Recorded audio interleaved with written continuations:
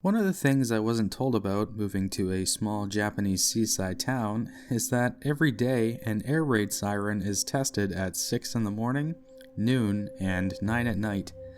So here I was, my first day in my new house, trying to figure out how to operate my stove and cook myself some supper when suddenly...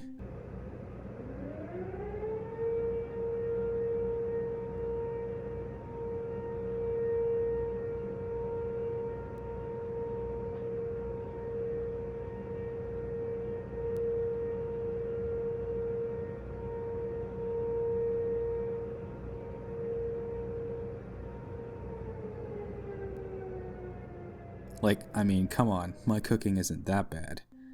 I did freak out a little. I wasn't sure if an earthquake or tsunami was about to destroy everything. Thankfully, I didn't completely panic, because that would have been embarrassing, and I found out later that the sirens are standard across most East Coast settlements in Japan. You might be wondering why these sirens are necessary. So, I live in a town called Kuroshio, just 5 minutes from the ocean. There is a powerful earthquake called the Nankai earthquake, which occurs every 100 to 200 years, and it's one of the strongest in all of Japan. With the following tsunami waves 20 meters or higher, the projected death toll of the next Nankai is 250,000 people. So, yeah, let's not tell the new guy about the sirens. I'm joking, but seriously, I think it's something so ingrained in the culture of the people living here that it just slipped their minds to even mention it. It's just such a normal part of their lives, and I find that fascinating. I'll make a video going more in depth about it, but living in Kuroshio is like living in a real-life Legend of Zelda Majora's Mask, or maybe like living in a life-size sandcastle on the beach. One day, scientists say with an 80% chance in the next 30 years, everything here along the coast will be destroyed, washed back into the ocean, and disappearing forever. Whole towns and fields will be wiped bare, and many people unprepared will die. Most of the population in Kuroshio is made up of a lot of older adults and elderly. I think maybe the Nankai is part of why young people often don't stay, instead going off to live in cities like Kochi City or Tokyo, because really, whatever future and family they build here will be destroyed, and maybe even sooner than they think. To move on to something a little less dark, I'll talk about what my first week was like here in Kuroshio. Car Adventures, a previous Jet and Japanese resident, said in her blog, "When you first come here, everything feels like an accomplishment." And I relate to that a lot. For example, figuring out how to turn on my stove without it randomly shutting off, getting connected to Wi-Fi, buying groceries, figuring out public transport, driving. These are mundane things in Canada for me, but here in Japan, because of the different culture and the language barrier, small things like this are an actual challenge.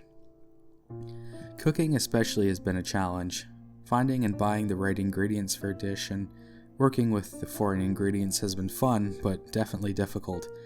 A good example is my first morning. It was just a challenge to cook scrambled eggs, toast, and make a cup of coffee.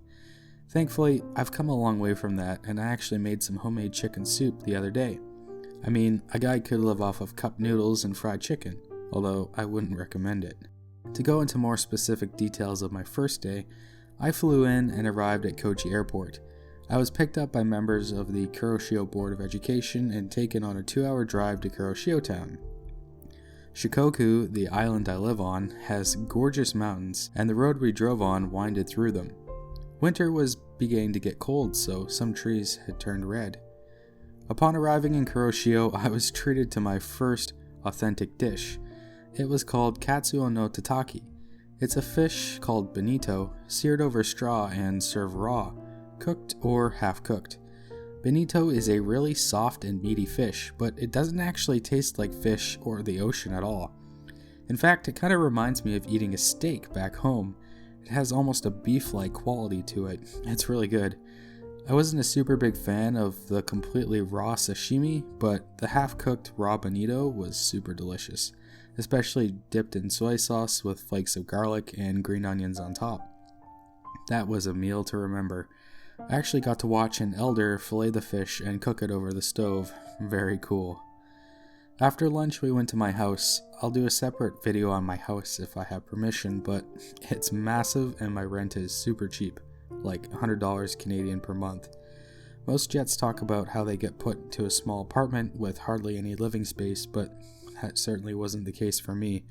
I have a full house that could easily hold a large family. It has 4 bedrooms, 2 bathrooms, a living room, and a large kitchen. It does have a downside. So much space means there's more to take care of and clean. Also, it's harder to heat in the winter because there's more house to warm up. Also, it's a little lonely. I've done my best to make the house my own, but I've never truly lived by myself before, usually living with my parents or in a shared condo where you can hear other people. When it's just you, the solitude is peaceful and relaxing, but sometimes the silence can be quite loud.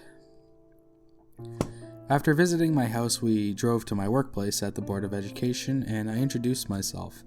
Everyone was very friendly, and after work, I was taken out for my first grocery shopping experience. Some interesting things I picked up would be air dehumidifiers for my closet, so my clothes don't get moldy, and also mukade spray, so when those demon critters come, I will be ready for them. Boring things I got were soap, toilet paper, food, clothes hangers, and cleaning supplies. That first grocery shopping was a little expensive, but worth getting stocked with the essentials.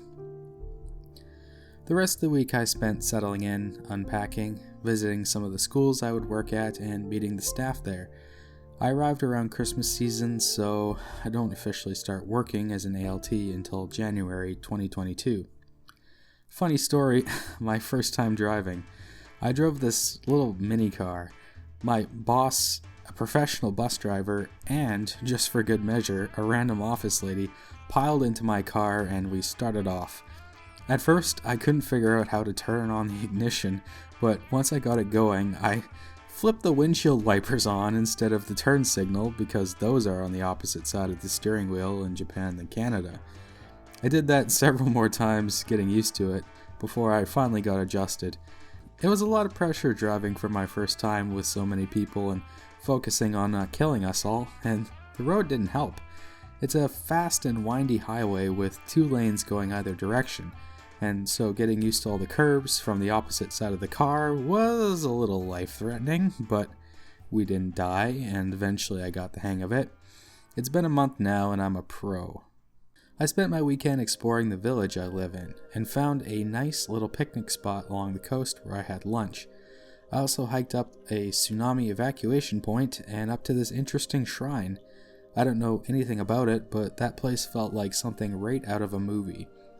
Graveyards are kind of scattered throughout the mountains around the village, and there are gravekeepers who tend them, sweeping leaves and pruning trees. Sometimes people leave offerings for the dead, like food or sake. There are a lot of graveyards you just randomly find while hiking around. With all that said, that's what I found, and that's what my first week in Kuroshio was like. It was definitely very tiring, exploring and meeting so many people, but also rewarding. I was definitely humbled a little by just how difficult even some small things were. It was like learning how to be an adult all over again. What helped was setting up a small goal for myself every day to conquer. Go for a run, learn a little Japanese, try something new. It motivated me to get out and do and see and explore, and it still does. I've heard some Jets who just stay in their house or apartment pretty much the entire time they were on the program, and I think that defeats the purpose of being here, and maybe in a way defeats the purpose of life. So that was my first week in Kuroshio. If you'd like to know more, don't be afraid to drop a comment. Take care and be bold.